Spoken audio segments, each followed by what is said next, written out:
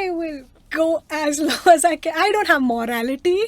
I lack all that. I don't have morality in my life. I don't care about feelings. Have you experienced a glitch in the Matrix? And at first I didn't get what she was saying. And after experience this, that would happen, and then suddenly I would fall and I would like, some people, okay. It's like Sims. I feel more normal there than compared in India. That's weird. Given most of the country doesn't speak the language you speak, but still. And here everyone does it. Yeah, I think you're the problem. I guess. I guess.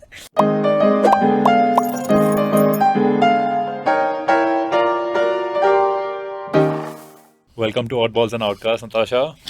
And you've come all the way from Japan. So how are you liking it here? And thanks for coming from Tokyo to Pune just for the podcast. It means the world to me.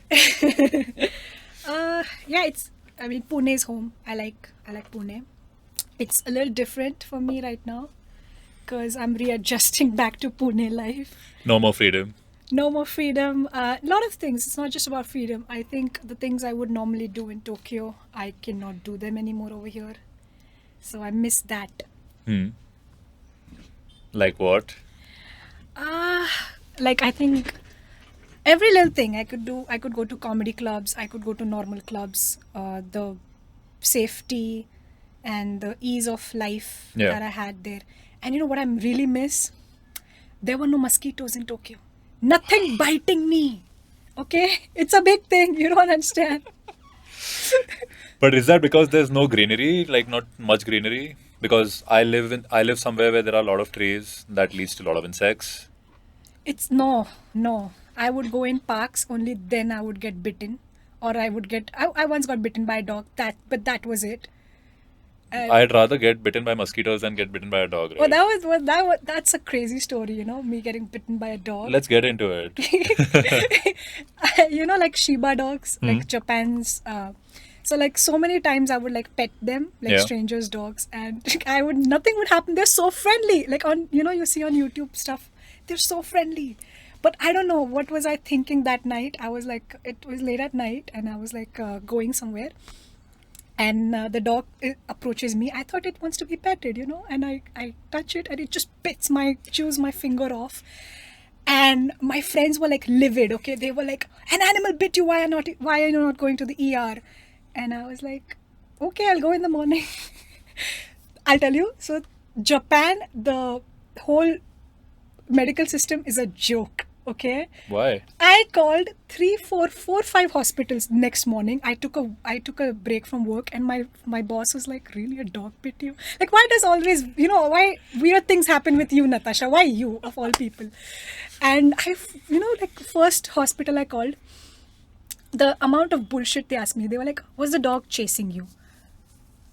How is that relevant? Exactly. And that is not a relevant question because there are no stray dogs in Japan. Every stray dog in Japan is killed. Even the pets, once they grow a little older and no one's adopting them, are killed.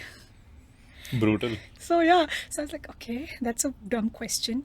And second hospital I closed, they were like, Natasha, we don't have a dermatologist today, so you can't come. Why did they need a dermatologist? Exactly. I was like, you think I need a plastic surgery, woman? And then the third hospital I called, they were like, yeah, so which department do you want to go in? I was like, gynecology, bitch. So finally had to call an international hospital, and then they were like, okay, we'll give you a tetanus shot. Apparently rabies does not exist in Japan. Yeah, I think that's why they were surprised. Why do you want an appointment or something? I was just going to ask you that. I think they must be getting their dogs either vaccinated or it's just eradicated completely. See, as an Indian, you don't know these things. And still you need some kind of shot. If the baby, the dog is not vaccinated, you never know. Yeah. So it's better to be safe than sorry. That's true. Fucking 10K. They charge me for a tetanus shot. But it's not just one case where I think the whole medical system is a joke. It's even the gynacs, even the dentists. And it's not just me. All my friends have suffered through this and they're crazy. That was one of your bits also. not this one, but there was another bit in your stand-up which I'm surprised you haven't released yet. So hopefully you've come on the podcast now. People know that you're actually people don't know. So why don't you tell them what you do? Okay, so hi everyone. I'm Natasha Porwal. I'm a stand-up comedian and a software developer, and my career was mostly in Tokyo.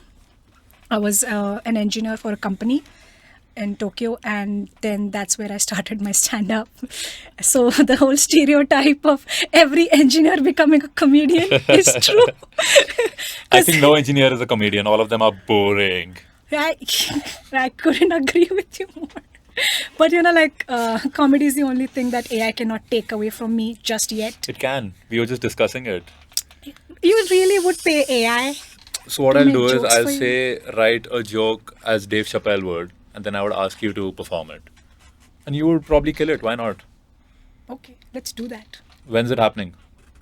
Maybe in a month. In a month. Yeah. You said you're looking for venues here, right? Yep. But you have to study the scene of Yeah. Indian comedy. So what's the scene like in Japan? Like, where's the humor at? What's the kind of jokes everyone really enjoys?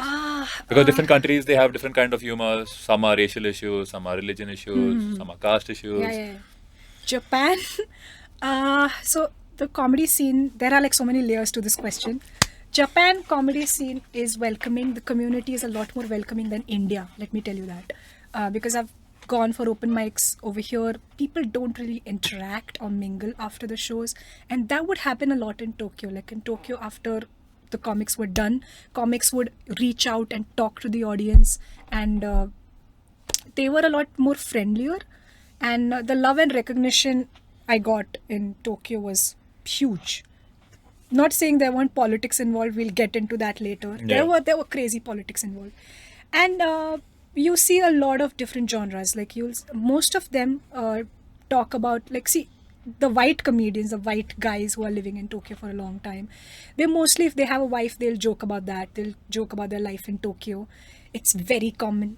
And the most punching bag of all the comedians in Tokyo is all the English teachers in Tokyo. Because like a lot of people who have like zero qualification or anything other than the required career in Japan, if they don't fit into that, they become an English teacher in Japan. So I applied for an English teacher position once just because I was bored, and once I got rejected, I was like, that company rejected me.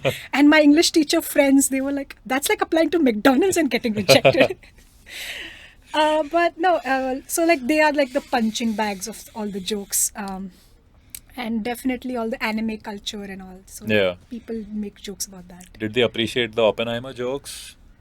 I don't know. I've not been there for quite some time, and it's not released yet in Japan. So Yeah, that's what. It would have been a good time to be there while the I movie know. is. But you must be having friends there, right? How are they? Are they performing these kind of jokes there? See, I Like how open are Japanese people to laugh at themselves? very open, That's very good. very open. Because I don't think Indians are that way. Here's the thing about a lot of Japanese people. Like I've performed for a Japanese audience, and half of the time they don't get the jokes. Half of the time, they'll get all to the how you send a joke to your Indian parents and then hear a lecture from them later. That's what happens with Japanese people. So then they aren't really open to their jokes, right? They are. Jokes They on are. Like, themselves, see, rather. I know in Japanese influencers who are comedians who have their own YouTube channel, and they like agree with me on most of the jokes I crack, and it's true. They agree with it. They know that they're center of the jokes, and they know how to take a joke. Yeah. They'll take a joke, but half of the time they just won't understand it. So that is an issue. But is it because of the language barrier? Like certain nuances in English, certain punchlines which they probably won't understand? Yes. That is there, and the culture difference is there. So, and a lot of times, a lot of Japanese speak Japlish. They'll have like an English Japanese mix, and they have like a full thick Japanese accent in their English. Okay. So it's very difficult to like understand them, and for them to understand us. And like that's what it was. Even like at my job, it was quite difficult because I had like accents from everywhere, like Philippines, Australia, Germany, and for me it was fine. But like my Yeah. Japanese colleagues understood nothing. But was there, like, in your stand-up, was there anything where you're doing half Indian and few Japanese words and then English? Like, was it ever that way? Like how here you do Hindi, English sort of things? No, no, Did you no. ever get any Japanese words into your comedy? No, so my content was more about my life and more about self-deprecating kind of humor. Yeah. So, and I made it a point to make my jokes more universal because the audience was just 20% Japanese. Okay. The audience was American, British, Europeans, people, India, Pakistan, people from like all over the world. So I had to cater to a larger audience, Yeah. which was tougher, you know. Like in India, you can just say jokes in Hindi and English and get away with it. And you know, you'll talk about the politics or something, but in Japan, there's like a wider range of culture. So crowd work, if you really want to practice crowd work, Japan's the place, Tokyo's the place, because a lot of my comedian friends, they would not like really work on their sets that as much. They would like do the same sets for years and months, Yeah. but their crowd work, they were and you know, like, you know, Japan, since it's an untapped market yet when it comes to comedy, they are not afraid to, you know, like I have Malaysian comics and Indonesian comics. They are not afraid to like tap into their stereotypical jokes. They lean into their stereotypes. Fuck it. They'll be like, whatever. We'll make jokes in Malaysia. We'll jokes like truly Asia jokes. We're gonna do that. And they even like dark comedians also have like a proper safe space to make their jokes, and people laugh. Like you can crack a really dark joke and people will laugh. People don't get offended over there very easily. Okay. Like I made some very controversial statements, as you've seen, but no one cared. Like, Which one are you talking about? You've made plenty of controversial statements.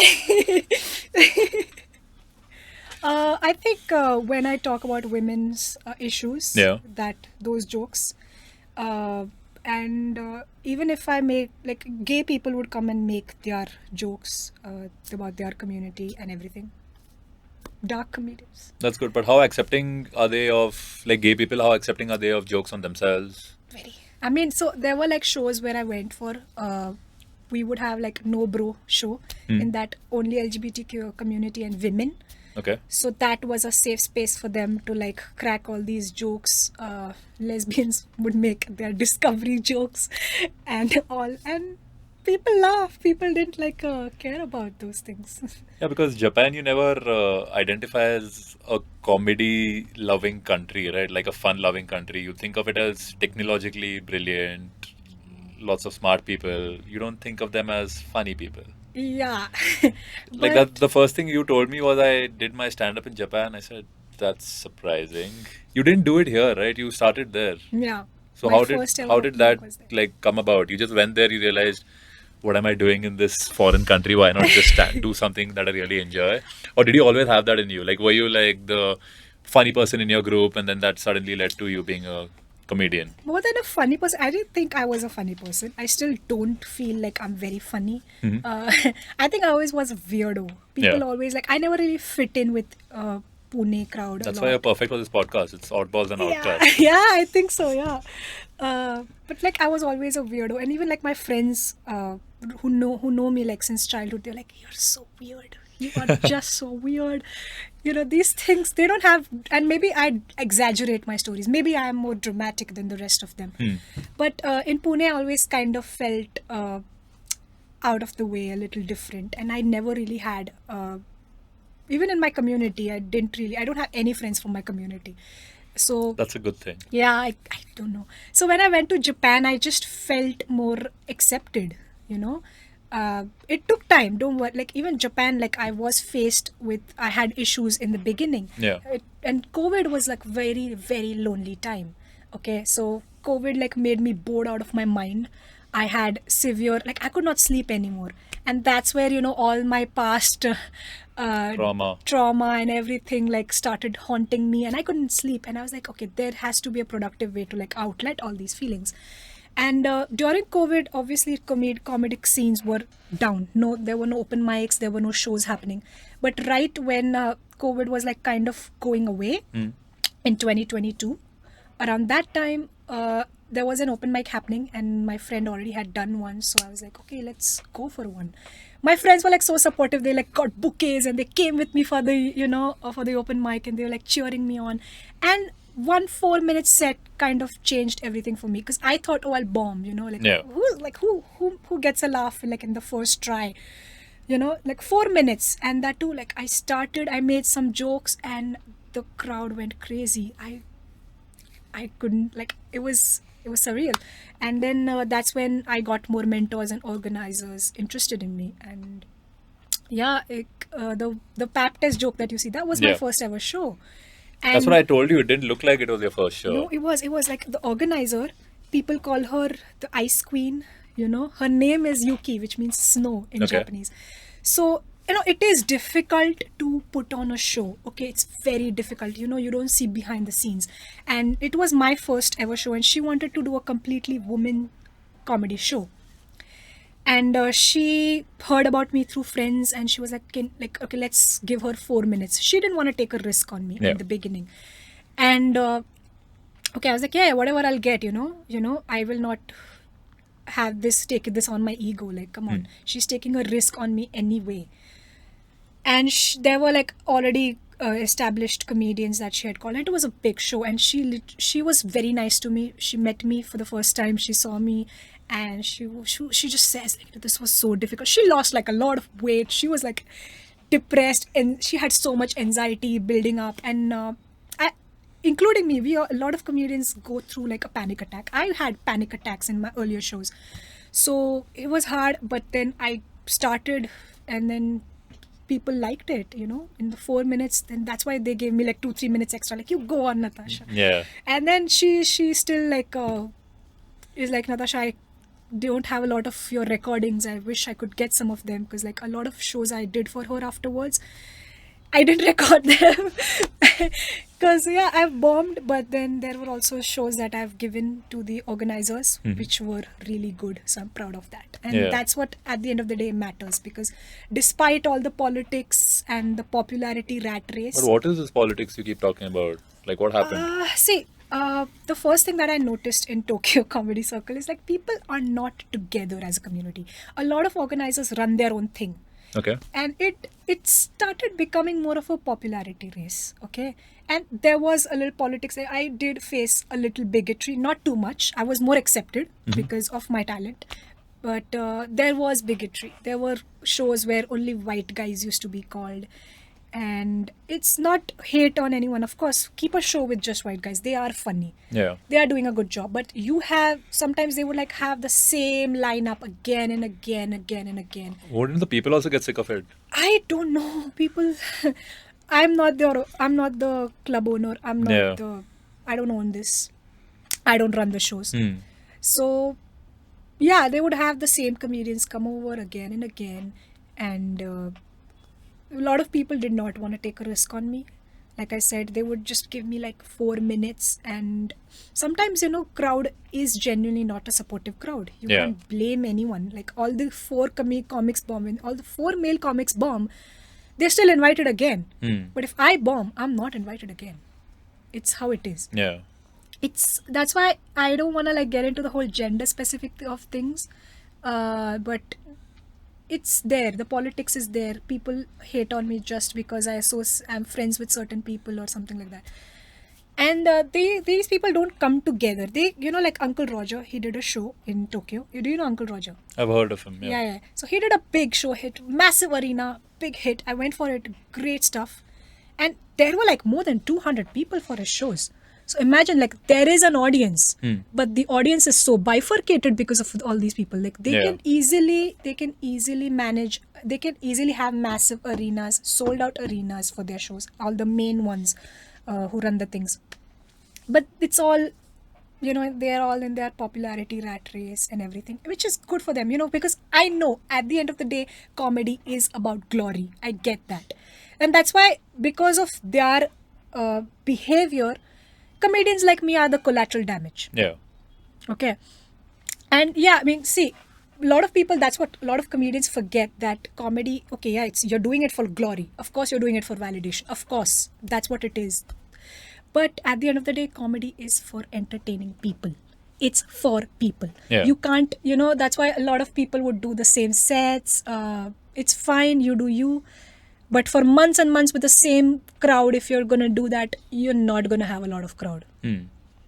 So that's why a lot of my sets were always different. I kept working. That's how you deeply work on yourself. You keep, rotating your jokes. You keep bringing new jokes. Because that's what people appreciated at the end of the day. Because like I would, these many shows that where I used to not be the headliner, even though I deserved being a headliner, I was not being. And it was given to someone who was more famous or more popular.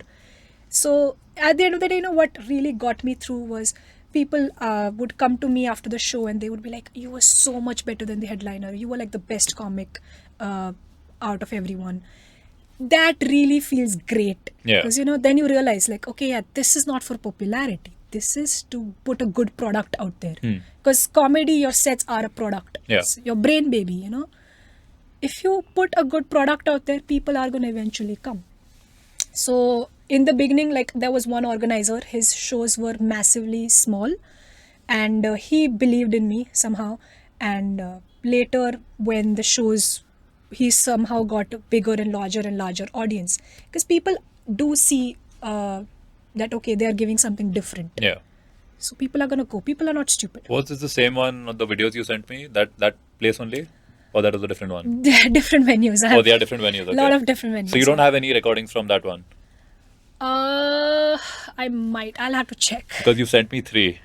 Yeah, there are a couple of more recordings that I have not uploaded, but yeah, I'll send you. All your recordings you've not uploaded.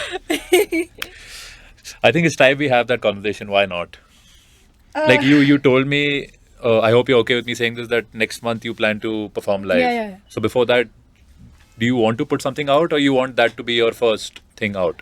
I think I'm more scared of because most of my content, as you know, is not PG-13. Yeah. And I'm not afraid of that. Like it's not like I've done something wrong. Exactly. And it's just it's your kind of humor, and that's what you enjoy the most. So why not? Yeah, I think I'm worried about my parents. Okay. I genuinely because no one was looking at me, no one cared about me in Tokyo. Like lot more open-minded audience. Yeah. And right now my family doesn't want me engaging in this stuff because they're like, okay, it's a very sensitive period for you. We want you to get married, we want you to be settled in life. And I get that, they have a standing in their community and I get where they're coming from. It's not wrong. When you've lived in a community for a long time, they have a certain opinion about me they hold, and they hold me as a standard that, okay, she went to Tokyo but she came back, she is such a nice girl, she's people will judge me a lot more after that because they'll be like, and it's a pathway for a lot of women in the community because then they would get to go to Tokyo after they see that, okay, yeah, Natasha went to Tokyo and look what she did. Do you want to be like her? We don't want our kids to be like her. Okay, so you have that feeling that you might be used as a bad example. Yes, Okay. and you do hold a certain responsibility when you do something different from what your community is doing because they have like that whole, I'm not saying like, my community isn't opening up. It will take them a little more time. Yeah. And I think for me to put myself out there, I just need like better videos and some work I'm actually proud of to like present it to the audience. And it'll come eventually. I just need a little more time, get used to India a little more. Yeah. And then I will upload fearlessly. But how does your brain work when you're coming up with new content? Are you constantly writing? Are you constantly thinking of things? Because there's some comedian, I think Mark Normand, who always carries a small book with him I in do. his pocket, and Me then too. he's always like thinking Yeah. of something funny. He makes a note of it. I love Mark Normand. Oh, you do? He's my favorite currently. Because I like the way he observes. He's not making some out-of-the-box comedy. Yeah. It's very generic topics. The way he has like the flair, his approach towards the same issues that we've been discussing. Yeah. And that's how you recognize a good comedian. Because like comedians, of course, a lot of like even Uncle Roger, he came to Japan, he did the same Japanese life in Japan kind of jokes. He did the whole toilet the Japanese toilet jokes. Same jokes. What are the Japanese toilet jokes? You don't know.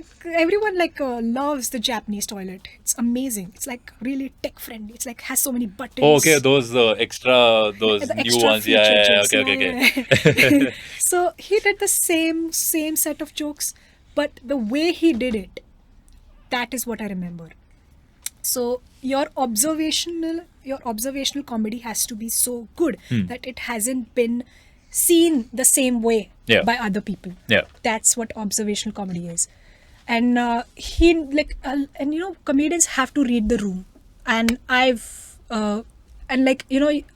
there were more workshops, comedy workshops that I don't see in India that would happen in Tokyo. I would go for like comedy workshops. It was serious work. It was genuine work. I had to like pull up videos from 60s, 70s, 90s comedians and see their style, learn their style, learn what they joke about. Because the best way to become a comedian is develop your own way of thinking, develop your own observational talent, develop and have new ideas that aren't already there. Yeah. You have to be original.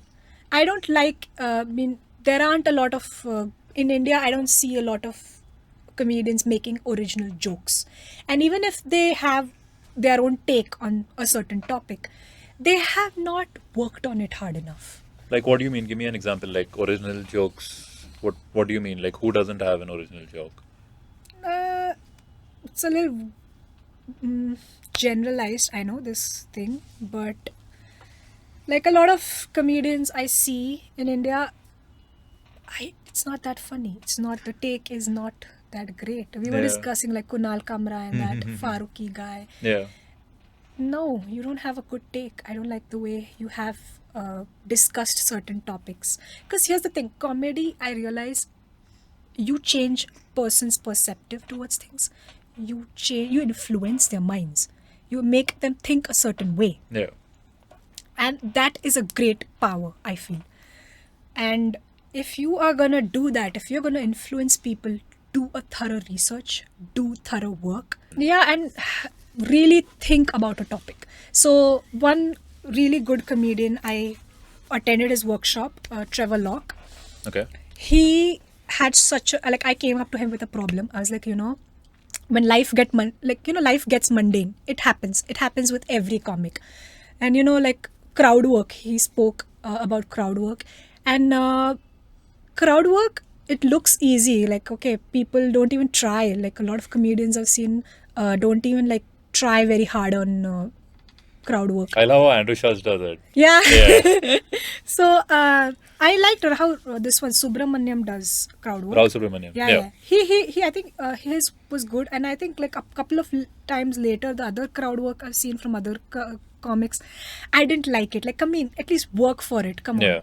And so he said that his crowd work was pretty good, Trevor Locke's. And a lot of comics ask him, like, how do you do that? How do you, make the audience laugh, make them interesting?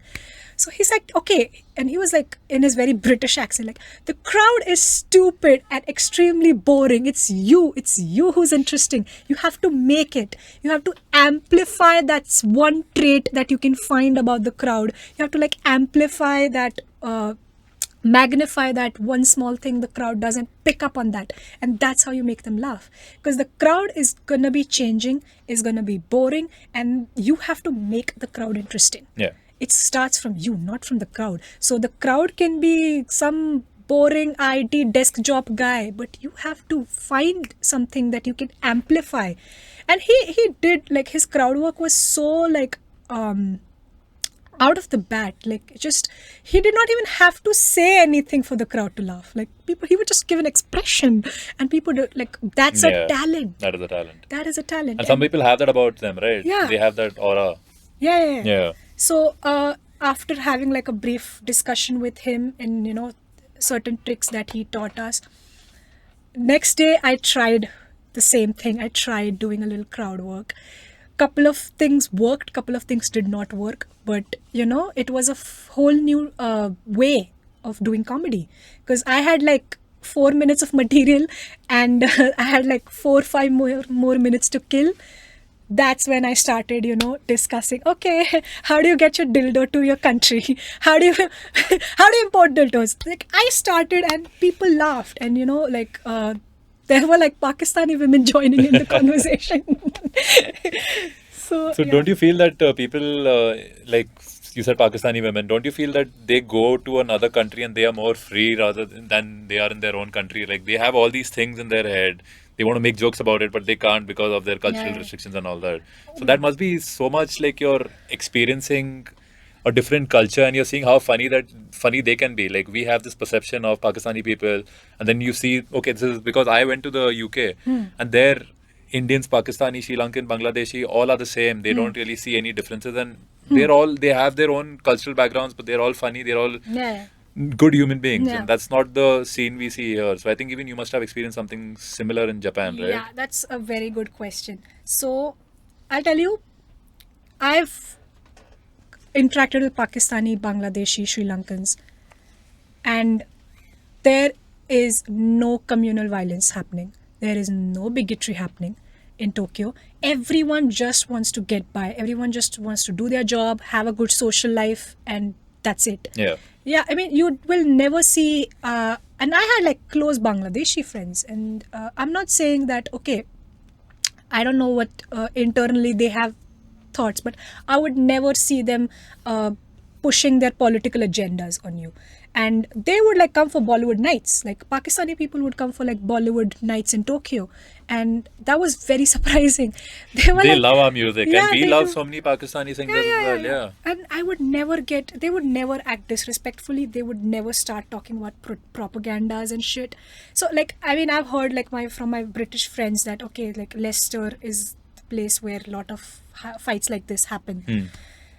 You will never see that in Japan. Japan people become internally more peace loving. People become more. Japan like brings out a lot of internal aspects to you. Why do you think that's the case? Like it's a very easygoing place, lots of happy people. What do No, you no, think? no, no. I'll tell you, like a lot of people who have, just like me, I had an amazing, very socially rich life. Okay, internally I was very lonely. One of the reasons that brought me back to India, because I needed a family. Yeah. That need, that requirement for family becomes a lot stronger in a different country. Why do you think Indians and Guju people like are like everywhere and they go in groups, and like you'll see in America there are like full settlements of Indian people. Yeah. But I feel that's This is- every community, But right? Japan, even the ones like, okay, let's discard India out of this conversation. I had a lot of friends who were like so socially active. Okay, internally they were miserable, and they had like everything. They were rich. They had great dating life. They were like good looking. They had everything going on for them. Still, somehow they were very lonely. And like just very recently, my friend just said he was in Australia, in Melbourne. He's like living his life, and he was like, I was in Tokyo, the most populated, one of the most populated cities in the world. Yet I was so lonely.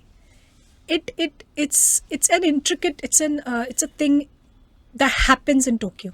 Because even like initially when I went to Tokyo, I had a very difficult time making good friends, and people are a lot more they keep to themselves in Tokyo a lot. It's harder to make friends in Tokyo. It's harder to make plans with someone in Tokyo, like because people like have their schedules booked for like months. So like if you want to hang out with someone, you can't just like go and hang out with them. Like in India you could do that. Yeah. Like in India, if you like, okay, what are you doing? You just call randomly. You can call anyone and you can go to his house. You can't do that in Tokyo. Tokyo, you have to like book a person couple of months or weeks earlier. Booking a person sounds very creepy. Yeah, you have to take an appointment. It's not that simple. But You then- can't just go right off the bat, do something random. Like, okay, like there are like two close friends that you may have who are equally bored and equally that their work schedules matches yours, so you can see them more frequently. But the way the life is designed in Tokyo, and especially like residential areas, like India, you feel popular. Even if you go down, you'll see people. Yeah. But in Japan, like other than the main area, Shinjuku, Shibuya, if you get out of that main party place, get out of that. Most of them are residential areas. 7 o'clock to 8 o'clock. After that, you'll not see anyone on the street. Wow. It's dead. It's dull. That's depressing. It is Like depressing. as Indians, we are used to seeing people around, interacting with people all the time. Yeah. Yeah. It is very depressing. Like, and certain areas, like me and my friend would call that. So there was this line called Nambu line, and the few stations in that line, the few areas on that were the most depressing places. We would like, oh my god, these people are suicidal. So it exists in Japan, and people can't do anything about it. You want to live in a residential area for the safety of it, because living we live in crowd. We don't want to live in crowd. We want to go to a more secluded, where we can have a bungalow, some life, and But in Tokyo, it's people want to do that, but then it's a very depressing, lonely place. Yeah. So all these factors also like get in, and even like the dating culture is so bad in Tokyo. Like, don't even get me started. Why? Tell me about it. I blame Gen Z, not just Tokyo. Gen Z has ruined the whole dating experience. Like, it's a lot of people in Japan like are now openly opting for open relationships and open marriages. A lot of people. But that's the case worldwide, right? It's not just Japan. Tokyo is more like adopting the New York way of life, the New York culture, dating culture. So I had to like explain, if I would ever want to go on a date with any guy who asks me out, I would have to like explicitly say, if you're dating someone else, don't waste your time on me. I don't want us, because what happens is, when they date like 2-3 girls, they only have like weekends free, most of them. Yeah. Right. So even on that weekend, let's say Saturday and Sunday they're free. So you have to like take an appointment already. So you have to like share that person's one day at a time. And if he's dating someone else for 3 weeks, I may not see that guy. So this is what happens, and like that, till then the spark is gone. Yeah. Can't imagine that, like 3 weeks and not seeing them, then that'd be weird. Like in India, if you start dating someone, you will, you'll call or text every day. You'll see them. The ease of everything, of meeting someone is a lot. And, people, telework did, I would say, like when people started remote working during COVID, made things a lot easier for a lot of people. Okay. But still at the same time, when COVID went away and, people started going back to office, the whole work culture comes in between your dating life, then it sucks. It really sucks. Well, yeah. And then the dating life, obviously, you have to share your time. And a lot of Japanese women do not want to date Japanese guys anymore. Like, I would have people, like girls come and tell me, like, Natasha, don't date a Japanese guy. They're not good. And I'm like, why? Yeah, what are the reasons they gave? Why are Japanese men not good? I don't believe in all that. Japanese. I worked with Japanese men, okay? They were very respectful, they were very nice, they were very sweet, very thoughtful. And most of them are like that. Like I say, more than 80% are very nice, down to earth. A little, they do keep to themselves. They do tend to like keep to themselves. Like they are cold in a way. Not cold, just a little difficult for them to like open up and interact and bear their heart out. It's a little difficult for them. Okay. It's okay. Like Yeah, each to their own. Yeah. Yeah. And I think a lot of guys are like that. It takes time to like break a man's heart, like break a man's barriers. It takes time. It doesn't take time to break their heart though. Women are equally fickle. Okay, women are equally that way. Yeah. So that is there, but there were like I had a few creepy experiences with Japanese guys, and after that I was like, maybe they're onto something. What happened? I don't know if I want to share this or... Fair enough. But yeah, you've done like stand-up comedy there, and you said you want to learn the nuances in India. So how's that work going? How prepared you feel you are for your first set here?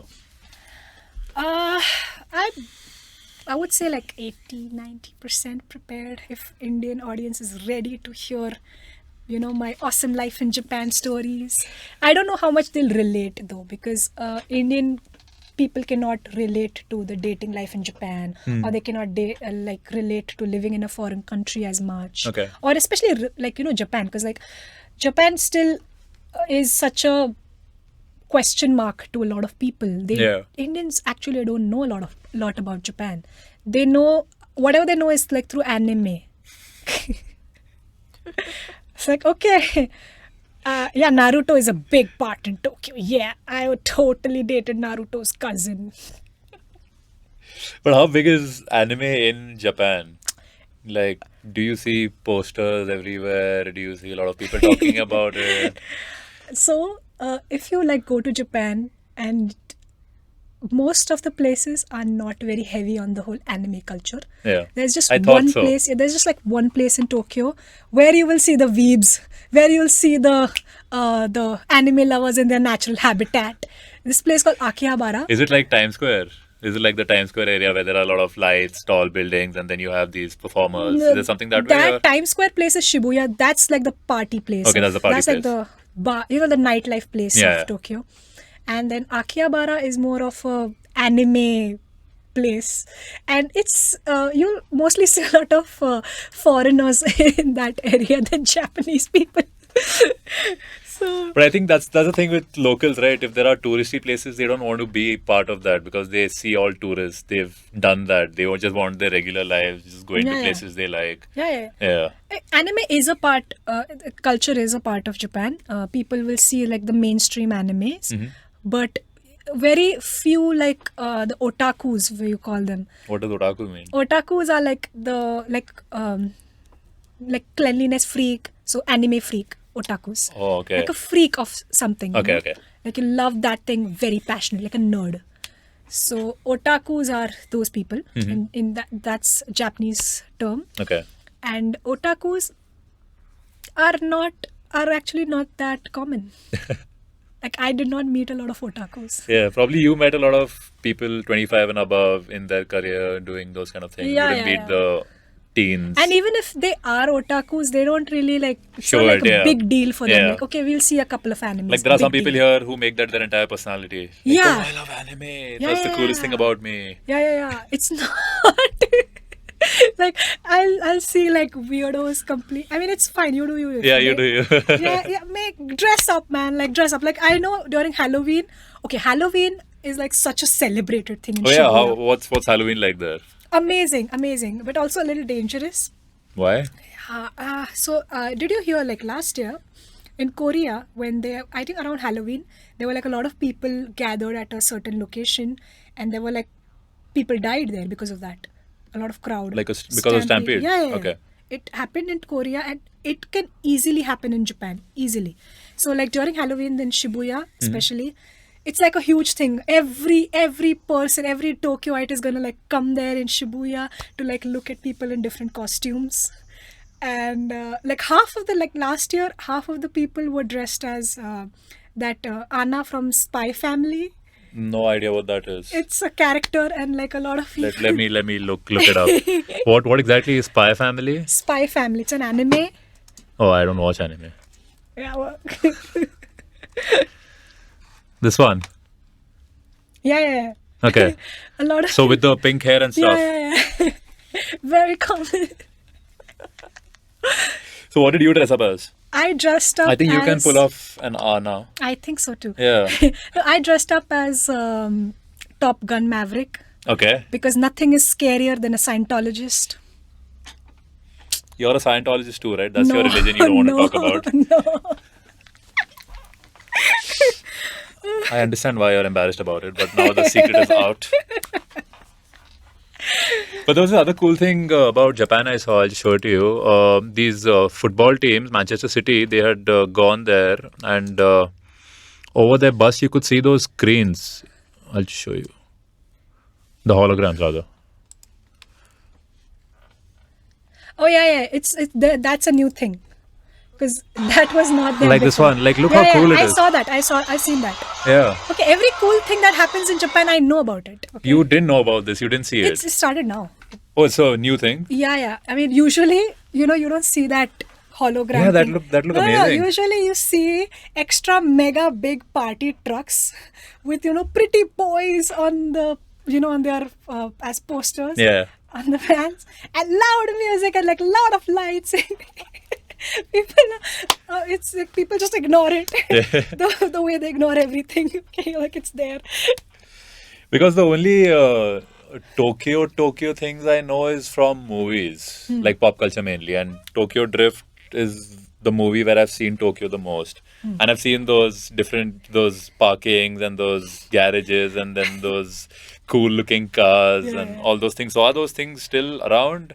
Like, are they prevalent or they just showed that in the movie as They a just one-off showed that thing? in the movie. It's not. It's a miracle to see any car Oh. around in Tokyo. Oh, wow. Like only in main Tokyo stations you'll see a little traffic jam. Yeah. Apparently that exists in Tokyo. People prefer taking trains. It's just a lot more convenient. That's And true. If the public transport is good. is so good, so good. Like only in Tokyo. You get out of Tokyo, you get out of, get more outskirts, even Kyoto and Osaka, the other city. Yeah. Public transport is not as good as Tokyo. Oh. Even like times when I find the bus drivers outside of Tokyo a little racist, a little mean.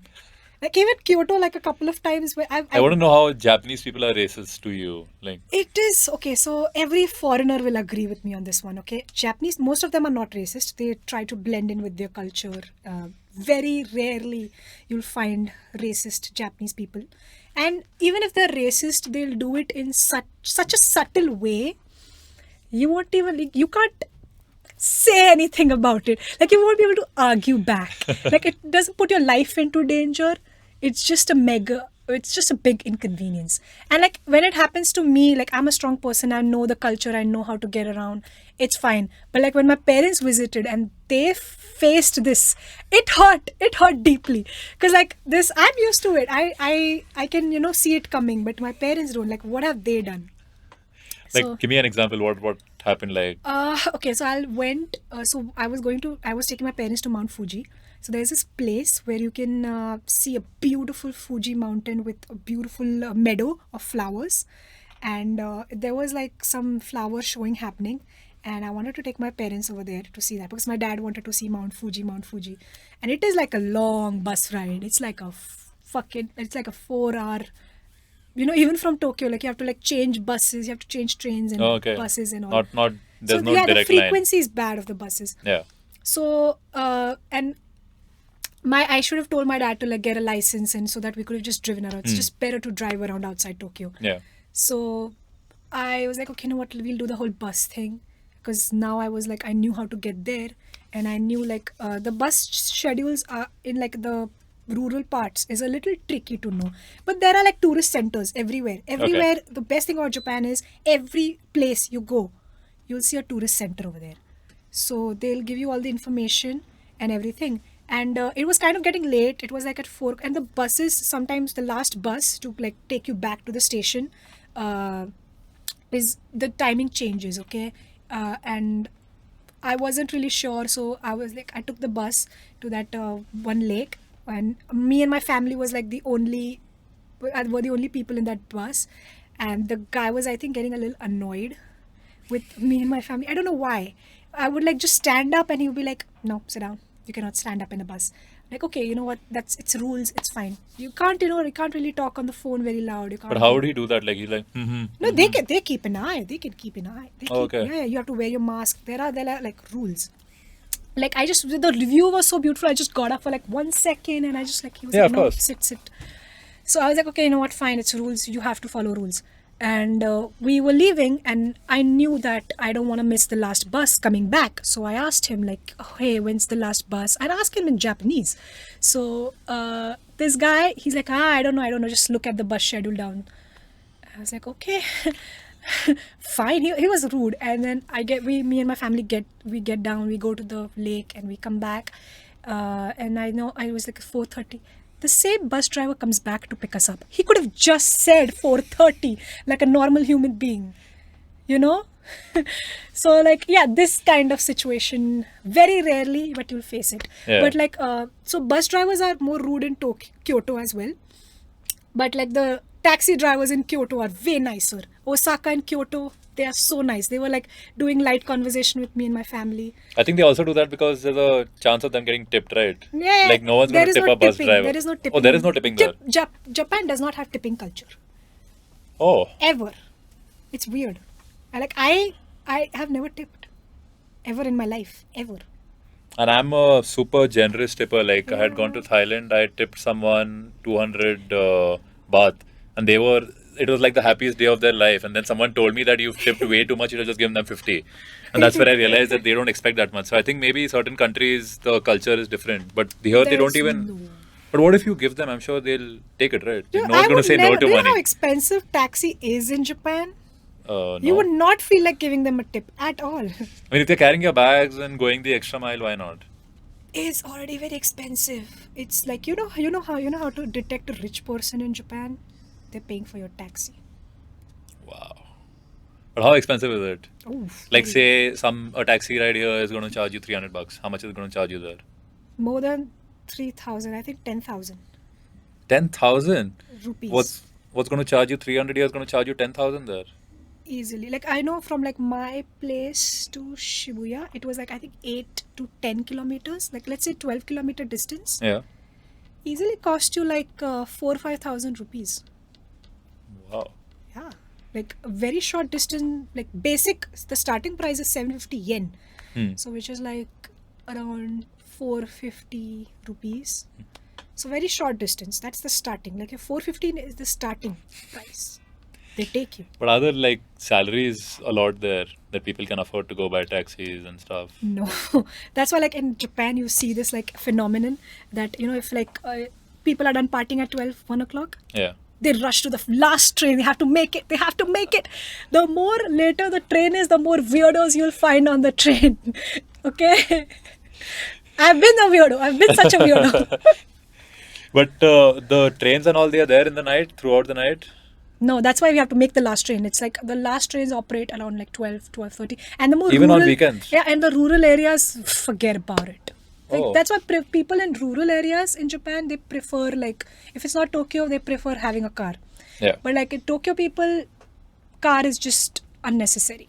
Yeah, plus they can't find parking and all that, or is that not an issue? Finding a parking is not an issue. Finding a parking in Pune is an issue, okay? Like there are like proper parking spaces and you have to like, it will be written how much per hour Okay. charge is. It's quite expensive. Hmm. So yeah, I mean if you want to go on a trip, we all carpool. Okay. Yeah, that's how it is. But is it a place worth going? Oh yeah. Just because you stayed there, you're kind of biased. Okay, some of the most beautiful places in my life I've seen in Japan, okay? Like Some of the craziest place I've seen in my life is in Japan. like Mount Fuji. Oh, yeah, it's very beautiful. Worth it? Oh, okay. So like me and my friend, like she's also Puneri, and she was like, Natasha, you have to go to this onsen. Onsen is like the hot spring. And you have to like go to this onsen, this open onsen, and there's like you can see it's like the foothill of Fuji, and you can like see the whole mountain, and it's so beautiful and all. I think I've seen that in Doraemon or Shinchan, one of the Yeah, two. same thing. Yeah. So she took me there and like Fuji, everyone will tell you is worse than Eid Ka Chand. I don't know, like Fuji, it's really on your dumb luck you'll get to see it. No matter how much you'll check the weather app, it even if it shows clear skies, you can never take a risk. Fuji just likes to hide between clouds. And I've always been lucky. Me and that friend, we've always been very lucky. So when we went, like in the morning, it was like cloudy and we was like, we might not be, able to see Fuji. We at the onsen. The minute we enter, we get naked, we get in the onsen. The clouds, they lift up, we can see Fuji in full view, and we are like, Shivji. And like the Japanese women were like looking at us, what are these two Indian ladies doing out there? But yeah, it's overrated, but it's not overrated. It's beautiful. No, if it's a good view and you're enjoying a nice bath, why not? Yeah, it's amazing. And it's a hot spring, so it's like a thermal bath kind of Yeah, thing. yeah, it's like a spa. They call then it a spa. over there. that's perfect. Oh, Yeah, they call it spas. I thought they Yeah, have their like- own terminology for it. Yeah, it's an onsen. Yeah. But in English, they'll be like spa. That's much better than the spa. The spas here are just a room with a nice bed and some scented candles and all. That's the spa that you get exists here. in Japan. Those kind of spas, you'll find like a certain Indian Thai massage, Indian and Thai massage places in Japan. You'll see that. What are Indian massages? There are like Kerala Ayurvedic massage. Okay, all those kind of things. And you know how much they cost? They cost like 20,000 easily one session. The people in India should just relocate there. They'll make 5-6 times the money. Yeah, I mean, you know how much Japanese people love Indian food? Every corner you'll see a Nepali restaurant. claiming to be Indian food. every corner. Every corner. And you'll see only Nepali people selling Indian food. Can they deal with the spiciness? No, there are levels to it. They're like 1, 2. They'll ask you. They'll ask you. I don't go to these Nepali restaurants because the food is bad. They're like appropriating. This is where cultural appropriation happens. You're This is a where, racist. It's terrible. You'll eat that food. You'll be like, no, this is not Indian. I'm sorry. You're getting cancelled. Not for the things you said before, for this. But I'm not against Nepali people selling food. Go ahead, sell your own food. Sell your own food with pride. Why are you claiming it to be Indian and then selling rubbish?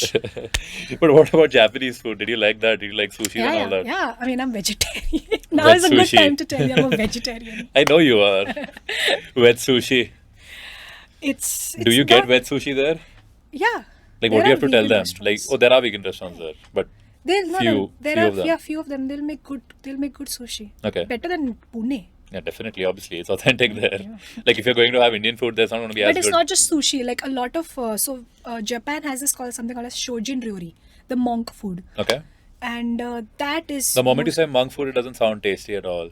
yeah, it's macrobiotic kind of healthy food. It doesn't sound tasty at But all. mostly Japanese food is bland. Yeah, that's what. Yeah. So what did you do then? Made your own food. Yeah. Like every Marwadi Gujju does. Kakra thepla. Keeps you alive.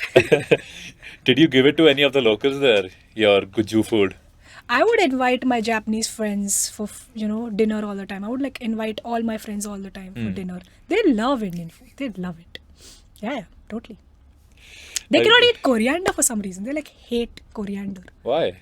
They're not used to that. They don't understand the taste of coriander. They don't like it. Even Koreans. Most Koreans I know can't handle if they're used to eating seafood. Because Japan, Korea eat a lot of seafood. Yeah. So they cannot understand the taste of coriander at all. And I'm a Puneri. There's coriander in my pohe. There has to be There's- coriander in everything. Yeah. It's just Japanese people. They cannot handle certain tastes. But how good are they speaking English? It Like really the depends. average local? See, if a Japanese person has been abroad, if they've been to Hawaii, even Hawaii, Hawaii is next to Japan. So if they've been somewhere abroad and they've come back, then they can speak way better. But mostly they can speak conversational English. Yeah. Just you'll have to their accent. They we say the and all. They can't say that. Yeah. They'll be za.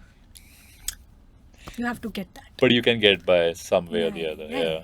I mean, obviously, when I first went to Japan, I didn't speak Japanese. Yeah. So You don't have to learn basics or anything. you have to survive. Like a certified course or something. That way you don't have to. Yeah, you have to. Oh, you do? Yeah, I got rejected by companies because I don't have N2 yet. And this December, I'm N2 is so the exam JLPT, you have to qualify those exams Okay. for Japanese language. And this December, I'm getting that N2. I don't care. I don't want to be rejected again. But do you plan to go back to Japan? Of course, That's an it's my option for you. second home. It's my second home. Yeah. And there's a lot less bullshit when it comes to getting jobs in Japan. That's true. And plus you got a Compared to fan base India. there, right? I think I'm going to get more views on this video from Japan than I am from India. I hope Let's so. hope, yeah. I hope so. Yeah. Let's go global. A lot of people Natasha, you said that about us. Like the guy who came in before, he's from Spain. So now I want audience from there. I want audience from Japan. So Okay. yeah. We're going global with this podcast. But yeah, that is always going to be an option for you. But you also said you plan to go to the US, those kind of things. Like, what are your plans, your career plans? Is it open to everything right now? It is open to everything right now. Because see, I love Japan. Japan is my home. It is my second home. I'll always, every year, I'll keep going there so that my gays don't forget me. I love you all. I mean, I want to keep going so that my friends don't forget me, okay? Yeah. I have to I get it, be man. alive in their books. And Or you can do a stand-up tour once every year yeah, in different exactly. clubs in Japan. Exactly. You can tell them I'm a big I shot. feel more normal there than Yeah, I exactly. compared in India. And that's weird. Given most of the country doesn't speak the language you speak, but Yeah, still. I know. And here everyone does it. Yeah, I think you're the problem. I guess. I guess. But yeah, I also want to go to UK once. Yeah, you should. It's worth going. They also mostly have for the comedy scene. They also have a good stand-up scene. They have good stand-up scene. Yeah. Actually, not the circles over there are also having same politics. Probably, I can't speak to I that. I know the comedians there. I know Okay. comedians from US as well. Look at And- you. What? But yeah, US is also the same. US, I feel there are way too many clubs, right? Yeah. So there you Way will get better. a better chance. Yeah, but it's also rough competition. That's true. I mean, there's going to be competition And everywhere. there are a lot of comedians who quit after a while because they kind of get tired of the bullshit. Yeah. Get tired of the And it's also everyday. the earnings, right? It's not Yeah, stable income yeah, until yeah. you're at a certain level. And I've realized comics in India make a little more money. Once they start doing their own shows, Yeah. they actually make more money. And they don't, you don't make that kind of money in Japan or UK. So, yeah, Japan is still, when it comes to making money through comedy, it's a long way to go. Okay. It's mostly because international population is more concentrated in Tokyo Yeah. or Osaka. Hmm. So you won't see, I wouldn't go to a rural place in Japan and start doing comedy there. That'll be fun. Should just go for the kicks. Yeah, I guess. And do they have a heckling culture there? Once or twice I've faced heckles, but not that much. If you suck, will they throw bottles at you or something? No, I told you they don't get offended. No, I'm saying if you suck, if they are bored. No, they'll just Okay, thank you for your time. Thank you. That's it. Yeah, you'll get a lot of heckles. Yeah. So that's going to be interesting. I hope that I'm doesn't going to just happen heckle to you for Pakistan. That's going to be a lot of fun. That I really hope, because I'm not very good at giving comebacks. I'm not I cannot do shit talk. See, I have to learn that. Yeah, you got 1 month to work on your crowd work Shit also. And 2 shit talk, yeah. You can take some tips from me. Crowd work I can still manage. I think crowd work I'm getting the hang of it. But shit talk, that smack talk is what I need. So Because Japan has made me soft, and even Yeah, my that's friends true. in India, they kind of agree with me. They're Japan has made you soft. You're not a Puneri anymore.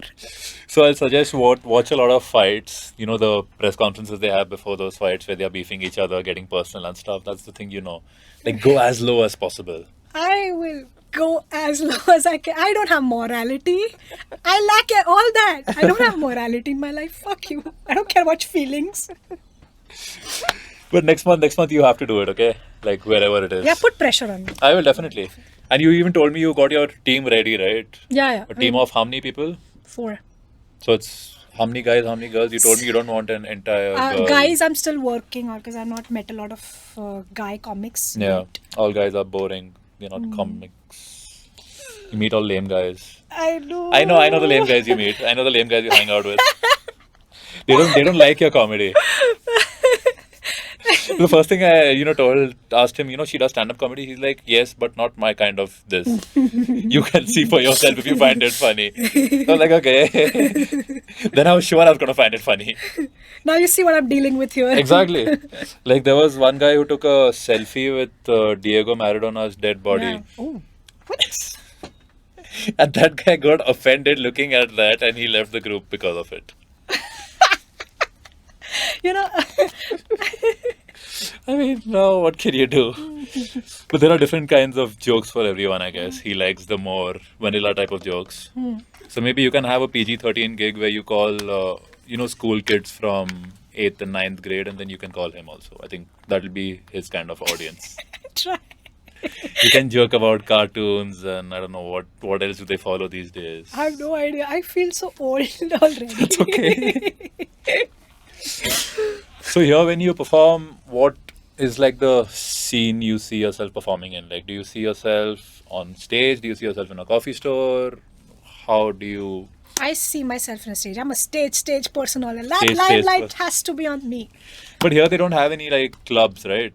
They do. Exclusive comedy clubs. Better in Mumbai, actually. Yeah, that's what Way I'm better. saying. I'm talking about Pune. They don't have any exclusive comedy club, right? No. Do they even have open mics? I don't think They they do do. have open mics. They do? There are, yeah. 1 minute, 2 minutes, those kind of things. Yeah, the problem with a lot of open mic spaces is they try to accommodate everyone, Yeah, of course. which I understand it's an open mic, But I think a lot of places should have a limit to how much performers you can call. Because I'll tell you why that is important. Because attention span, it really depends on the attention span of an audience. The audience cannot like really sit for more than an hour and a half. Like, that's also a bit much. And that would happen, like even like in Tokyo, I would see people like a lot of open mics. 14, 15 people would perform in a night. The audience would just walk out, after take a little break, walk out, not come back. It gets overwhelming. You can't help it. Yeah. So there, they started like in like the Tokyo Comedy Bar. There is a designated spot in Tokyo. Okay. So they did a good thing. They did a whole registration thing, like you register in advance, so that we can call you when your time's there. Yeah. And you know, that's easier on the performer and the audience as well. Because then you can like, because performer, they might have to like wait for like a whole hour to get to perform. Exactly. That's it. And a lot of initial like open micers, a lot of initial performers have a lot of anxiety. So imagine sitting through that anxiety for like a whole hour. It's difficult. So yeah, I think there has to be better system, because I've heard in UK the system is a little messed up as well, because people can't comprehend that, oh, we can have our own shows, oh, we can run our own open mics, oh, there has to be like certain, we can do certain systems, we can initiate certain systems to help everyone. Yeah. It's very, it's you know, a new touch you have to bring in and like really assess what the problem is, and Pune comedians haven't done that yet. So maybe you can be the first one doing Maybe that. I'm a little biased because I've just seen like a few scenes yet. Maybe yet to form an opinion.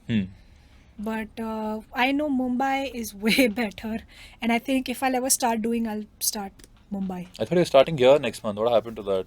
I'll do a show, but for open mics, I'll go Mumbai. Oh, for open mics there. Yeah, fair enough. I need a little audience that can Understand it, yeah. I don't want an audience that will just laugh at abusive words. Like, come on, we're better than this. Come on. Unfortunately, that's the audience you're dealing with here. You had a much more niche audience in Japan, a much more sophisticated audience rather. Yeah. Yeah. I mean, they've only bombed like twice. I think bombing is fine. Like Yeah. everyone needs that humility. Yeah. Like if you're only doing well, then you're just gonna think that you're the best. Yeah, of Yeah. course. So we all need those kicks. Yeah, we all need that. And it's just very that feeling you get, because a lot of comedians, once they bomb, if they bomb like 2-3 more times, they don't have the courage to like go back into it again. It happens. It's happened to a couple of my friends. They were like, I cannot do this again. How do you do this, Natasha? How do you get humiliated? So you got to send me one of your bomb gigs also. I've just seen the good I did ones. not record it because it was bombed. No, but someone must have recorded it, right? No, I don't know. No one records. Okay, first of all, How did you get these then? I One of your asked friends? someone. Yeah. Yeah, I asked So even someone the to bombed one, they must have recorded, right? You just don't no, want I to don't share think the bad ones.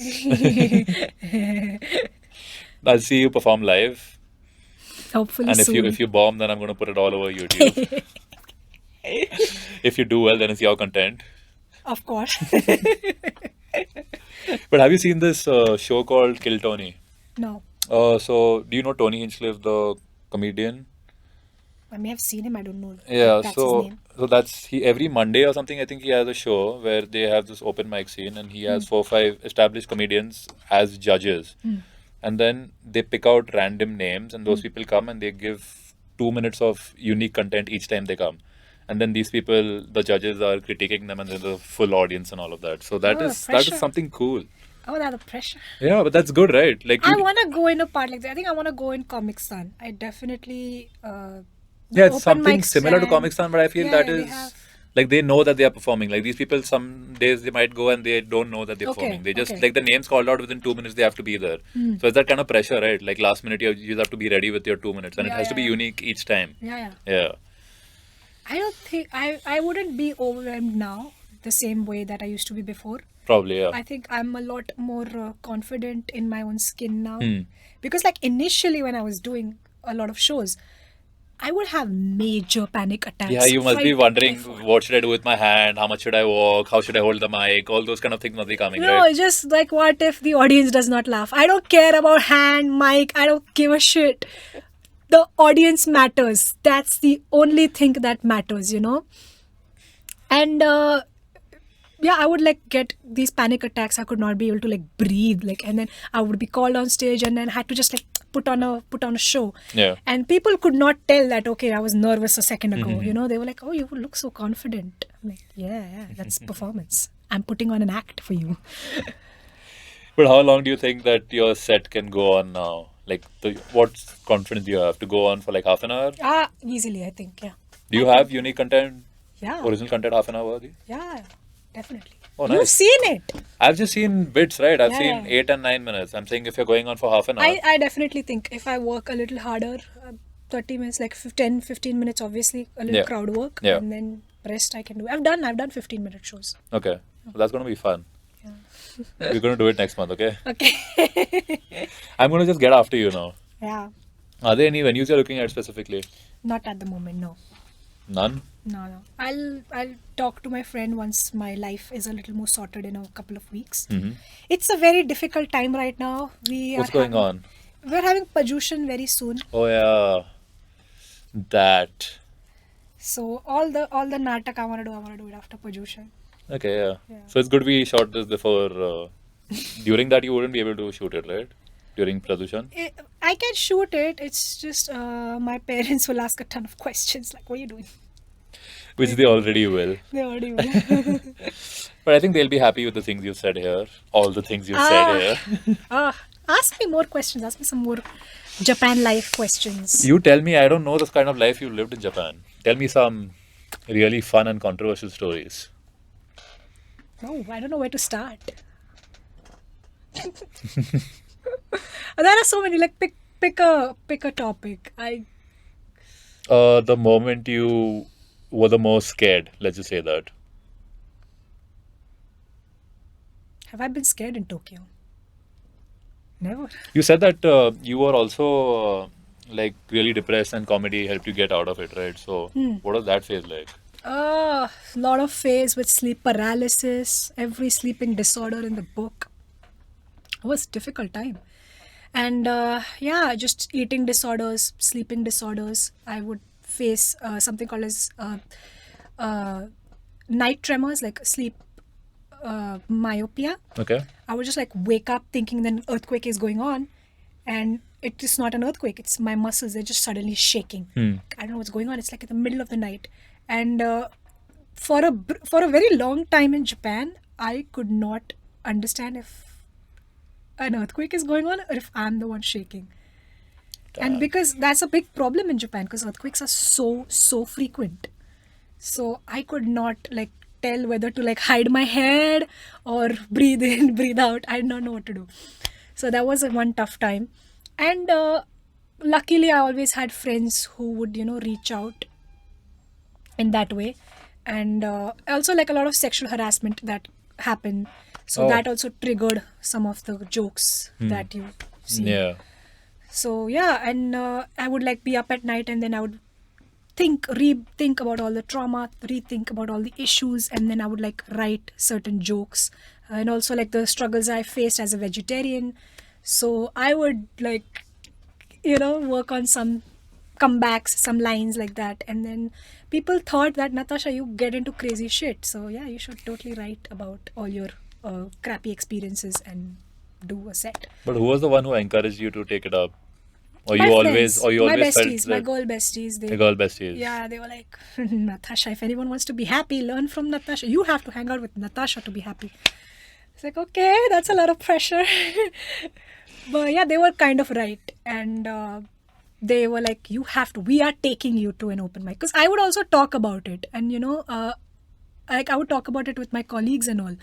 So they were like, go for an open mic. They would find it for me. They're like, there's an open mic happening, now go. Yeah. So like this was after COVID, because I was like so bored out of my mind. Like I know India had it a lot tougher when it came to COVID. India definitely had more rules. You had cops and all chasing you. Thankfully, That I used to not wasn't here, happen yeah. in Japan. People could get out, do things. And it's crazy, like people needed to get out for the peace of mind, right? Yeah. Like You could do that especially in people who Japan. are used to exercising a lot, Yeah. like how I was. You couldn't. there I could get out, but here you couldn't even get out. The most thing Japan did is close down restaurants and bars after 8. And even like alcohol, they stopped selling alcohol for 2 years. I don't know what purpose that thing served. But then after COVID spreads through alcohol. The virus is there. Yep. Because alcohol is not used for sanitation at all. Sanitizers are not made of alcohol, okay? Yep. Even those weird things like night curfews, like after 8 o'clock, as if COVID suddenly going to become rampant, then 10 o'clock. I think they wanted to put a stop on the party life happening in Tokyo, which it did not stop. Okay. I mean, people are just going to party indoors then, yeah. No, there were clubs going on, let me tell you. Illegally.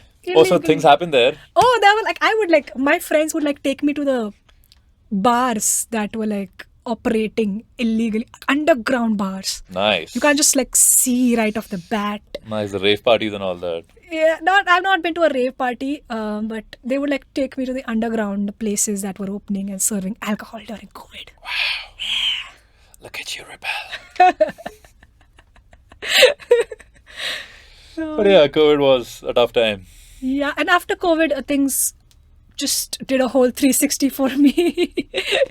So COVID got you out of your sad, I mean, not COVID, but because of COVID, you turned to stand-up comedy. And see, I was in Japan when all the craziest shit happened, okay?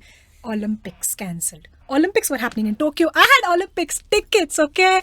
That was a low point in my life. It was always my dream to go to an Olympic match, They had made the whole Olympic village in such an amazing place. Which sport were you going for? I was going for like volleyball or basketball. Okay. Like these two, yeah. But you said that the transport in different cities is bad. So it was in Tokyo. No, but how are people from other cities coming to Tokyo? Like they would take a car, train. There are trains. There were like... Okay, the trains, intercity trains and all. The train system in Japan is top notch. Okay. Like you could get, like in India, you have to like take a reservation and all. Yeah. Japan, you don't have to. You just go. Like if there is like certain days when it's crowded and everyone is going to a certain place, then yeah, it's a little difficult. You might have to get a reservation. Yeah. Like for bullet trains and all. But you can easily get it. It's like the frequency is a lot better when it comes to Japan. India does not have good frequency. I don't know what the whole ministry is doing with our money. Yeah. But we need to have more frequency. Yeah, or pay less taxes. Let's do that. Let's do. We are not breaking any laws, guys. I pay my taxes. Don't know about her. I don't pay taxes because I don't make money here. Don't know about her. I live by the book. I'm not saying anything incriminating. But what do you think of the metros here? I've not traveled yet. Neither have I. But they look pretty good. They look pretty good. The I station just really hope they keep it that way. Like don't spit, don't litter, please, for heaven's sake. I agree. And now when you're like used to very disciplined crowd in a metro, like Tokyo people are so like even for like getting in. Yeah. You have to like you have to wait. Get in, you have to wait for the like. Yeah, what and is they do it in a line. They do it in such an orderly manner. Yeah. And no one is loud in a metro. No one's insensitive in a metro, and they're very nice. Like the only weirdos you'll see is like after 12 o'clock. That's the case everywhere, I think. But what are the norms in the metro there? Because in the UK, when there are escalators, you have to wait on the left side and the right side can walk. Yeah. And then while they are getting out, you have to wait for everyone to get out, then you get in. Like here, nobody follows those kind of rules. It starts from the escalator. Yeah. Okay? You have to, if you're a Tokyoite, you have to be on the left side. Okay. Oh my god, a few months in India, I forgot left, right. Like it's you have to like stand, and then people who are in a hurry, they can use the other side. Yeah. And even like if it's like a very crowded day, let's say, and I've been through the crowded trains, you have to like stand two in pairs, and you have to like once the people are getting out, they'll get out from the center, and people getting in will get from the sides. Okay. Like two people will get like that. And it's such an efficient way, even if like the train stops for like 5-10 seconds, everyone is in, no matter how crowded it is. And let's say people are not fitting in, they just take the next train because the frequency is good. So people are not like, in Mumbai, because I don't know what the rush is. I don't get it. Mumbai, everyone's late. Everyone's rushing. You know, Everyone's. Tokyo is a lot like Mumbai. Tokyo is a lot like Mumbai, especially in summer. Is it though? It's Yeah. just because of the Just crowd you're people are saying. like- People are at least organized. Yeah, people are the more city organized. is not dirty. See, one thing you'll see. Like I hate when they compare capital cities to Mumbai. I'm like, Mumbai is worse. Yeah. Far worse than all these. But you know, one good thing I'll tell you about Mumbai, people are a lot more caring. You and think so? they'll help you out. They'll actually help you out. Because Tokyo people mostly, unless and until you ask them for help, they're gonna mind their own business. That's there. Yeah. And like I remember, like in gym, I would have a muscle pull, and I'm like dying here, and no one would bat an eye. They must be thinking you're stretching. I am clearly in pain. So like there is like only like 5-10% who will go out of their way to help you out. Yeah. There will be people who will help you out. Okay, like, oh, excuse me, are you, like if they see a tourist who looks lost, they'll help you out. But a lot of Japanese people not gonna go out of in Tokyo. I'm just speaking about Tokyo over here. Yeah. They keep to themselves. They like to keep to themselves. And like it's completely opposite when you go to Osaka and Kyoto. Like suddenly people are way more friendly. And I'm like, whoa, the grandmas are giving me candy. Yeah, follow them. It's actually like that.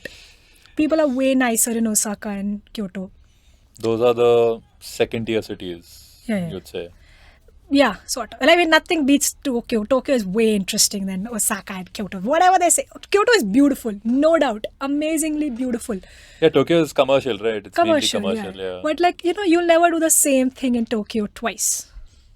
Like, I guarantee that. You'll never go to the same restaurant and intentionally.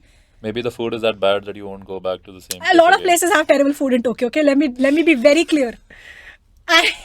It was so hard, and like me and my friend had like a talent. She like just knew how to find the best restaurants.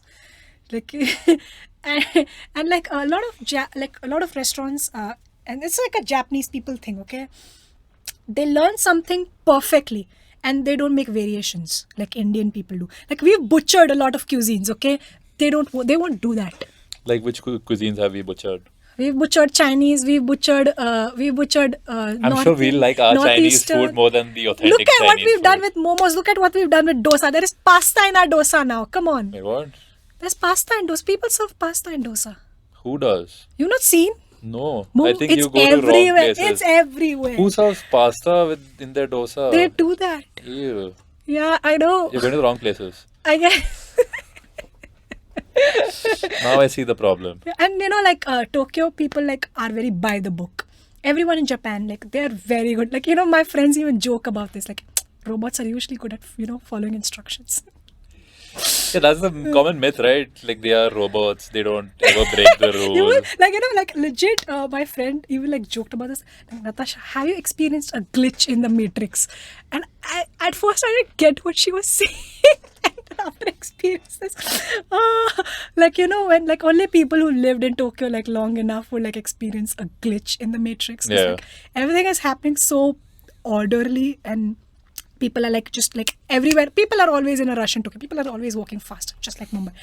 Okay, we have to always like, there's always a purpose. We always have to get somewhere. Yeah. Okay, no time to waste. So that would happen, and then suddenly I would fall, and I would like, some people. Okay.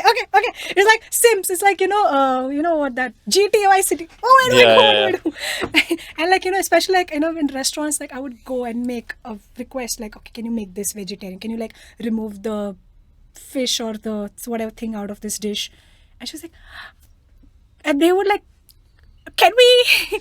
She would like, they would like just break. But that's the fun, right? Living in a different country. It is fun. Being Like, part, So like what happened was, I was so used to a nice treatment by the staff, like the restaurant staff and all these. To be like, they treat you like God. So they treat you very nice. They're like very polite. They have a separate Japanese. They speak a formal level of Japanese to you. So they would like speak that high level Japanese with you, the nicer formal way of Japanese. And suddenly I come to India and I suddenly like, were people always this rude? I cannot tell you, like, so I was like going from Japan to Thailand, and the change in a minute I felt, like, government officials, like people working in offices, people working in desk jobs, government offices, everyone is so nice. It's just so helpful, just so nice, so polite, so, professional in everything. And it's like so systematic. They have a system for everything. Very, very well thought out people, okay? Japanese people are like, think everything very thoroughly before doing anything. And that's why they are very rigid. That's why when something out of the way, something is an exception, they find it hard to like bend their rules. I think that's like the bus driver, right? He's so used to everyone sitting down, he sees one person standing, he loses his shit. Exactly. So they are very used to very rigid way of life. And then suddenly from there I flew to Thailand, and I had to, like, my friends had booked an Airbnb and they were going to come to pick me up, and I had a flight to Phuket in an hour, and they were like processing my visa, and I did not have the proper address written down, and I called my friend. I'm like, oh my god, and the lady the visa lady or the officer over there, she just yells at me, and I was like, are people supposed to yell at me right now? I have not been yelled at in like years. I'm not used to this, So yeah, I'm always like used to. I was so used to having like a clockwork, Yeah. And then suddenly like, what just happened? So it must be a culture shock for you coming back to India also. Yeah, Different kind of people. Yeah. It is. I mean, like, one weird thing that is, people over here stare a lot. People, like, I get down, Welcome like, to India. yeah, I get down and like 10 people are like just staring at my face, like, oh god forbid I wear something a little revealing or I wear something more nicer than usual. Everyone will be looking at me. And Japan, you could be walking naked, no one cares. Yeah, everyone's minding their own business. People, like, even in trains, if you go, like, no matter how crowded it is, they keep their hands to themselves, and they'll always have their phone or their book, and eyes always down. I don't know when have I ever seen a man in Tokyo, like a Japanese man. I'm not talking about the foreigners here. Japanese men, look up to me. They'll help me. They'll help me like keep my luggage or whatever, but they'll never look at me. No matter how weird you dress up, no matter, and I like only like the kids would, stare, because they'll be like, why is her hair like that? It doesn't matter how weird you look. They are used to it. They mind their own business. Yeah, that's good. You must be feeling a lot safer there. No. Way, or no? No, I got sexually harassed over there as well. Yeah. But not a lot by Japanese guys. Mostly by foreign guys. Okay. And I'll tell you this one thing. I don't care how it gets me cancelled or no, but this is, I'll say on record. In my 4.5 years of my life in Tokyo and in Japan, I was never once sexually harassed or touched wrongly by a black man. Why will that get you cancelled? It won't get me cancelled. I mean, I was saying this against white men. Because who my 90% of my harassers were good-looking white guys. And I'll tell you why this happens, okay?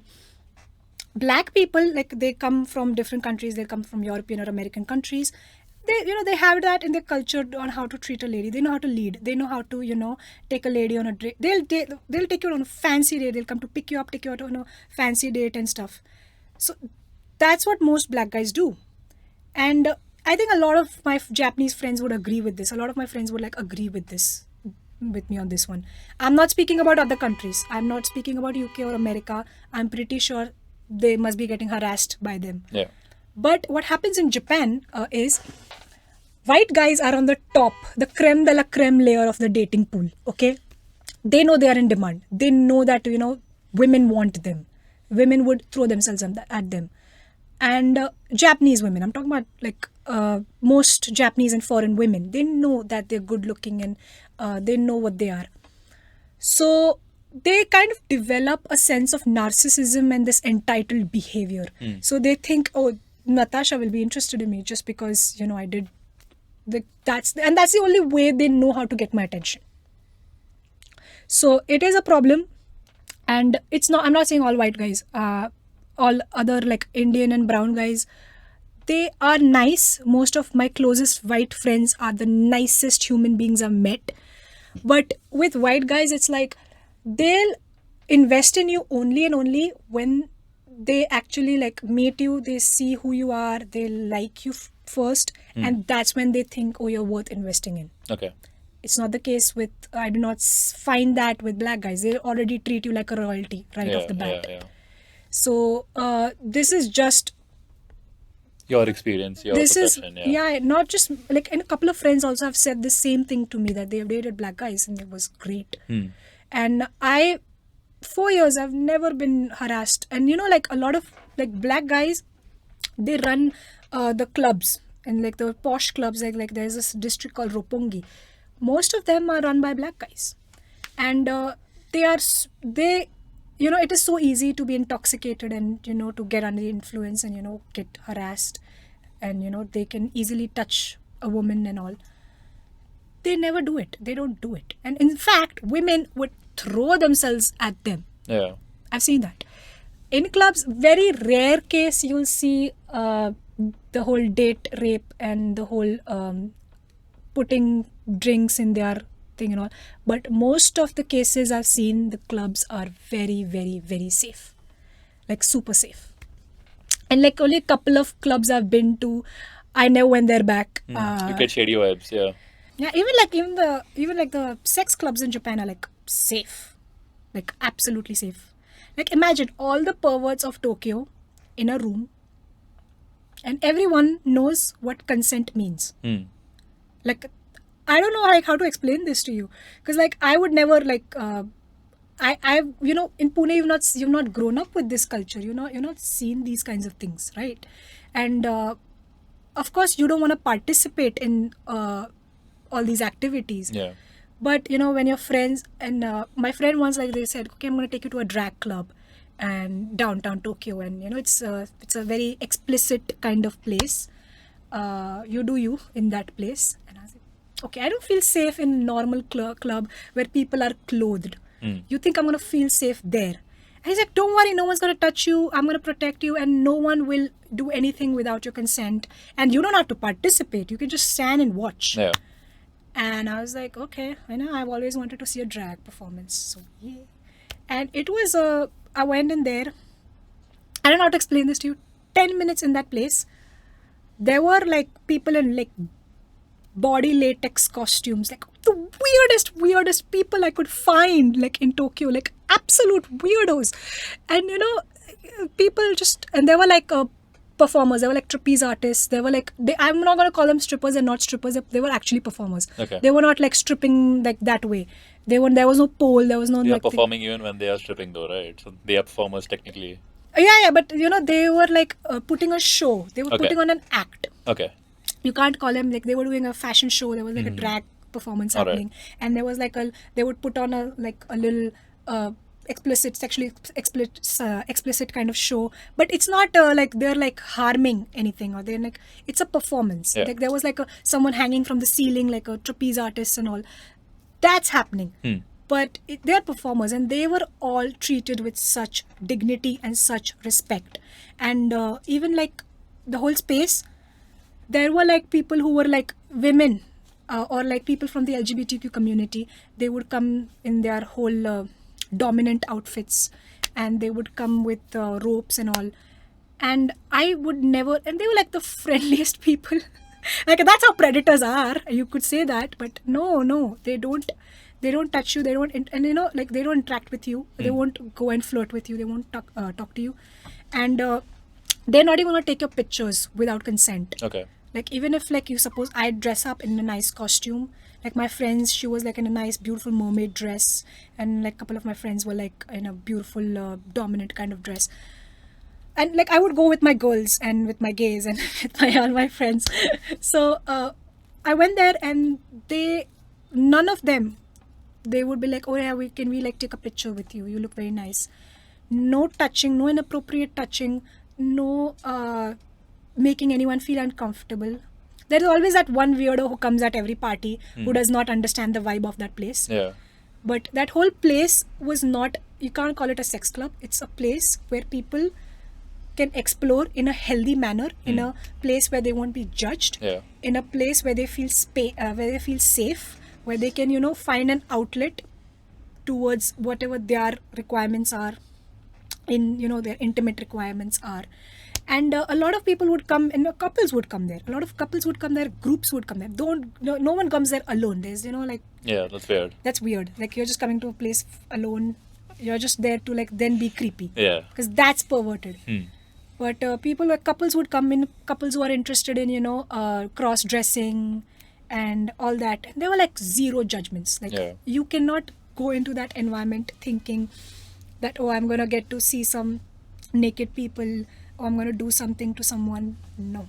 It's a place to feel safe. It's a place to express what you have inside you. To people were like dressed in Spider-Man and Elsa costume from like from Frozen. Like, people find Elsa sexy. I don't know how. People find weird things sexy. People would like, so that kind of space is for people who wanna feel safe, and I realized in that moment, this kind of place can never exist in India. Never. Definitely not, yeah. People are way too narrow-minded to appreciate such a place. Because even, like, let's say an open-minded person goes there, like from India, they come to this place, they don't know what this place is for. They won't understand the reason for this place. Okay, they won't act the right way. I'll tell you, like, because it's very easy to get under the like, that's when you realize that sexual harassment is not someone who cannot control themselves. It's someone who chooses not to. Yeah.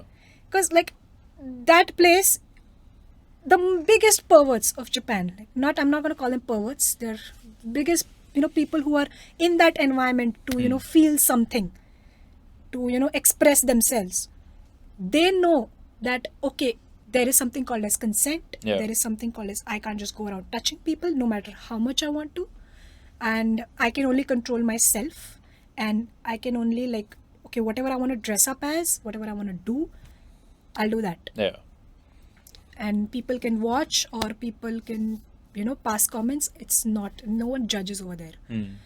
So it's very important to understand, because, like, people can, like, and they were more well behaved than all the straight guys in the clubs.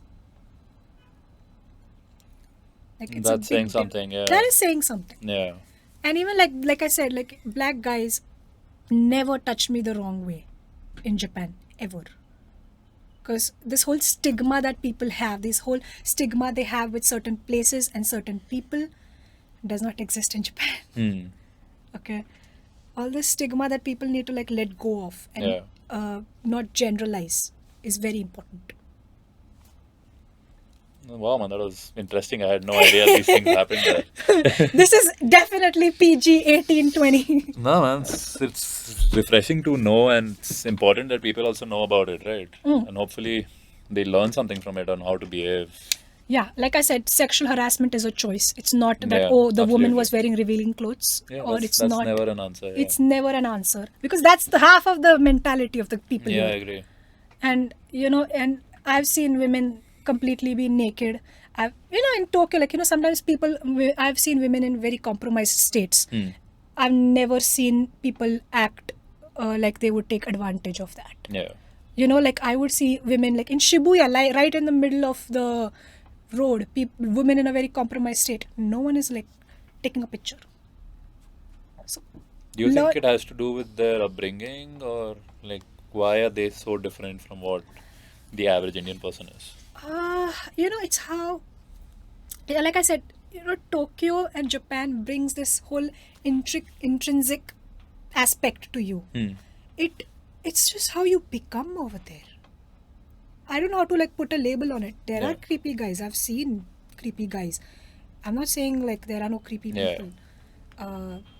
And there are, like, my friends have told me, like, sometimes they've been harassed on trains.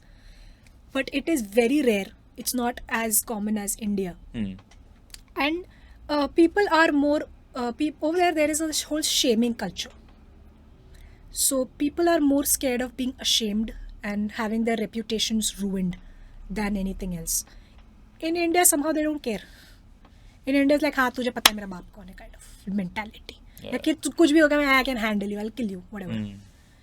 in Japan, it's not that. You'll see this. People know how to take responsibility in Japan. So, and very randomly you'll see like someone, a Japanese person, having a board where they have certain things written. And I once asked, like, okay, I saw this one man, and I was like, what is that written? Because like that was a lot of kanji for me to read. Yeah. So he was like, okay, so that something happened in his company, and he's just saying that it's not his fault. I'm like, why would you publicly wear that 24/7 and go out in public like that? That's where the shame culture comes in. Yeah. So like even the government, I think to a certain extent over there is a lot responsible. They know how to take responsibility. They know that they are answerable, which I don't see that sense of responsibility in Indian people that much. Yeah, that's true. See, I will say Indian people are a lot more caring. That, like I said, Mumbai people, you'll find a lot more caring and helpful people. Yeah. And Japan is more rigidity and responsibility. Don't do anything wrong to feel ashamed of. So they think 100 times before doing anything. And India, they'll really not. And I think this is a great way to wrap things. So before we end the video, any final words? I'm definitely going to get you back on because there's so much more we have to talk about. But Maybe after my show, like, yeah, definitely. put a condition on me. After your show and after you do some open mics. Yep. How does that sound? Yep. That sounds good? But yeah, any final words? I mean, you've been amazing. I learned so much about Japan, Yeah. which makes me want to go right away. Of course. Everyone should go to Japan. Like every Indian, I think, should go to Japan once in their life. It's like you've been hired by the Just become a person of government. culture. Are you hired by the government? Are they paying you a salary? I want them to. Like, really, come on. Yeah, you've It's not that you've hard. done a great job. I think I'm a very, plus I know all the influencers in Tokyo. Do you know how much PR I can get for India? Exactly, and you've marketed Japan better than the Olympics did. Do you think? Of course, yeah. You deserve all the credit in the world. Yeah, I mean, I was in Japan like during the Olympics when the PM died, when COVID was there, pandemic was there. Damn. When there were like stabbings, there were like serial murderers happening in train. I've lived through every crazy thing happening, every bad thing happening in the past 2-3 years. But the most important thing I've realized in all my years in Tokyo, like even if you can feel, there are days when you feel lonely, it is a part of human nature. Reach out, find friends who are like-minded, find people who appreciate you in their life, because that's what I've learned. When I started doing comedy, I found more like-minded people, things who will joke with me, things who will not have their walls up, their guard up, people who will not be offended very easily. And all the stigma that I had, carried, and all the presumptions I had before all that kind of vanished. So before judging something, look into something before judging anything. Don't fall into stereotypes. And if you do lean into your stereotypes, don't be offended. Yeah, this reminds me of the Walt Whitman quote. It says that be curious, not judgmental. Yeah, totally. And Japan it is difficult to find spaces in Japan where you won't be judged. But once you do, it is a lot easier on you mentally, and you'll feel a lot more safer, a lot more accepted. Because at the end of the day, human nature wants to be accepted. Human nature is want to be liked. It's part of human nature. Yeah. And I hope everyone gets through that the way I did, because that's what comedy brought in my life. It was not only it was a productive way to get all that trauma, all that past out, but it was also a more influential way. And I think we should be holding we should be responsible about what we say and what we put out there, because we are in a way influencing a person's mind and perception. Yeah. So I think that's it. It's fantastic. And you can lastly tell people how they can reach out to you, where they can follow you. Yeah, follow me on Frickin' Awesome Nuts. Can Natasha you spell it Porwal. out? Yeah. Because they might just follow another account. Wait, where's my phone's over there. Okay, FREAKINOAWESUM or OME. I don't know, SUM. NATS. I've never seen anyone struggle with their username that much. I know. I started using QR code because of that. I keep forgetting. Yeah, but I think that's a great way to reach out to her. And thank you once again. You're Yeah, gonna if be you have back any soon. question about your life in Japan, if you're traveling to Japan and you need help, And if you're the Japanese government, please hire her. please hire me. She's doing an amazing job. Your PR is gonna double. Exactly. I promise you. Tourist numbers are gonna spike. Spike. Okay, that's perfect, and that's a good way to wrap things up. Thank you. Thank you so much. Bye bye. Bye.